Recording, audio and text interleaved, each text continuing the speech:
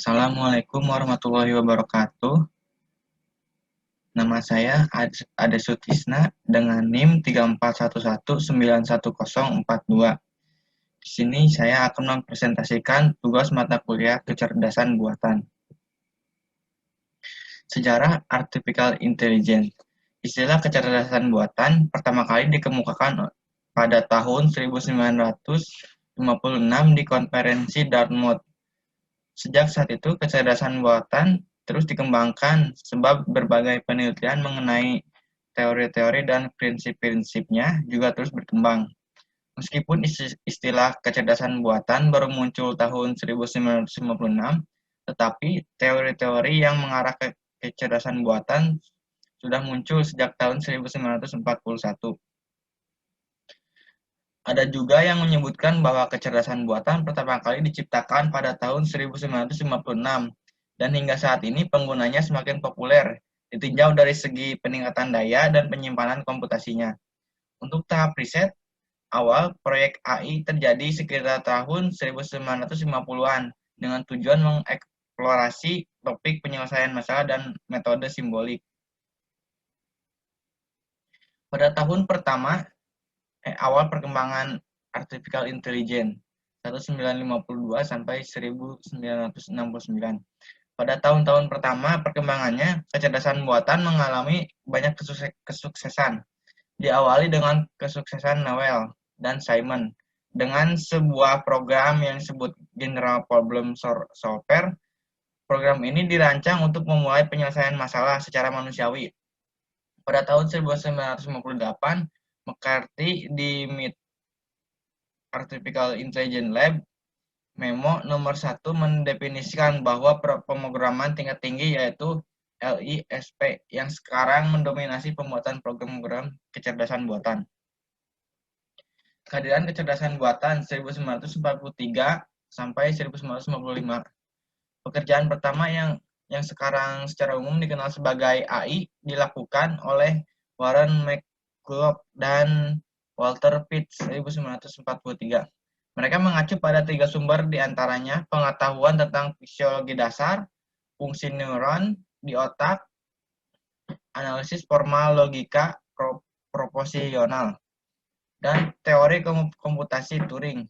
Mereka mengusulkan model neuron buatan di mana setiap neuron dicirikan sebagai on atau off. Dengan tombol on terjadi sebagai respon terhadap rangsangan oleh sejumlah neuron tetangga yang cukup. Beberapa definisi kecerdasan buatan yang diatur dalam 4 kategori yang terdapat pada sumber buku AIMA.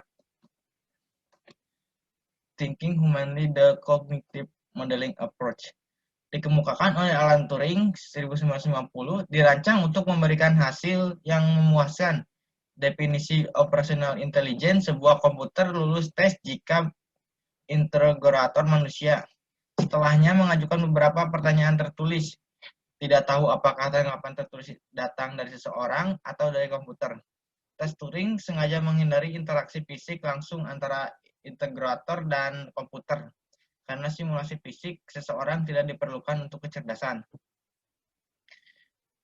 Jika kita ingin mengatakan bahwa program tertentu berpikir seperti manusia, kita harus memiliki beberapa cara untuk menentukan bagaimana manusia berpikir. Ilmu kognitif menyatukan model komputer dari AI dan teknik eksperimental dari psikologi untuk membangun dengan tepat dan teori pikiran manusia yang dapat diuji. Filsuf Yunani Aristoteles adalah salah satu orang yang pertama mencoba menyusun pemikiran yang benar. Silogisme adalah proses penelararan yang tak terbantahkan. Silogismenya memberikan pola untuk struktur argumen yang selalu menghasilkan kesimpulan yang benar ketika diberikan premis yang benar. Agen hanyalah sesuatu yang bertindak. Agen berasal dari bahasa Latin agere, melakukan. Tentu saja, semua program komputer melakukan sesuatu, tetapi agen komputer diharapkan untuk berbuat lebih banyak seperti mengoperasikan secara mandiri, memahami lingkungan mereka, bertahan dalam jangka waktu yang lama, beradaptasi, agen rasional berubah, menciptakan dan mengejar tujuan. Contoh aplikasi artificial intelligence. Yang pertama adalah Siri. Aplikasi terobosan Apple ini didesain untuk menjadi asisten pribadi pintar yang bisa membantu menyelesaikan banyak hal. Siri bisa mengirim pesan, menjadwalkan pertemuan, menelpon, dan lain-lain. Siri adalah salah satu contoh AI yang mampu mengolah perintahmu menjadi tindakan. Yang kedua, Netflix. Layanan paling populer di Netflix adalah Content on Demand, yang mampu memprediksi film dan serial yang mungkin akan disukai oleh setiap penggunanya. Tentu saja aplikasi ini dibantu dengan adanya artificial intelligence. Yang ketiga, Spotify. Artificial intelligence dalam Spotify bekerja dengan cara memberikan rekomendasi musik yang mungkin akan kamu sukai. Aplikasi ini juga bisa membuat playlist mingguan bagi penggunanya. Tidak hanya memprediksi genre apa yang dikuasai, Spotify juga bisa memberikan rekomendasi musik yang belum pernah dieksplor seseorang sebelumnya. Selanjutnya, Google Translate. Aplikasi pintar ini sangat bermanfaat untuk semua orang. Terjemahan yang dibuat oleh Google Translate tidak selalu akurat, tetapi aplikasi ini bisa meningkatkan hasilnya semakin sering kita menggunakannya. Ini semua dapat dilakukan berkat artificial intelligence. Kini pengguna juga bisa menerjemahkan tulisan yang dipotret dengan kamera ponselnya. Selanjutnya, Amazon. Situs e-commerce ini bisa membaca produk apa yang sering dicari seseorang. Mereka akan menampilkan produk-produk yang serupa di lamannya. Algoritma ini semakin berkembang dan menjadi lebih akurat setiap harinya. Di masa depan, Amazon berencana untuk membuat sistem yang akan mengirim produk bahkan sebelum seseorang memintanya. Selanjutnya, Google Maps. Program navigasi ini menggunakan algoritma untuk menyarankan rute yang paling mudah untuk menuju ke tempat tujuan.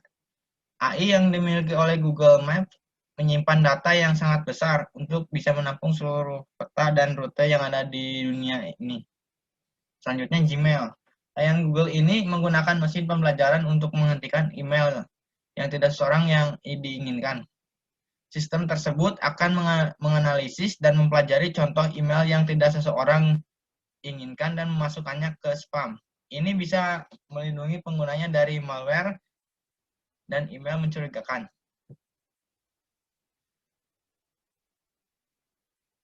Ini sumber referensi.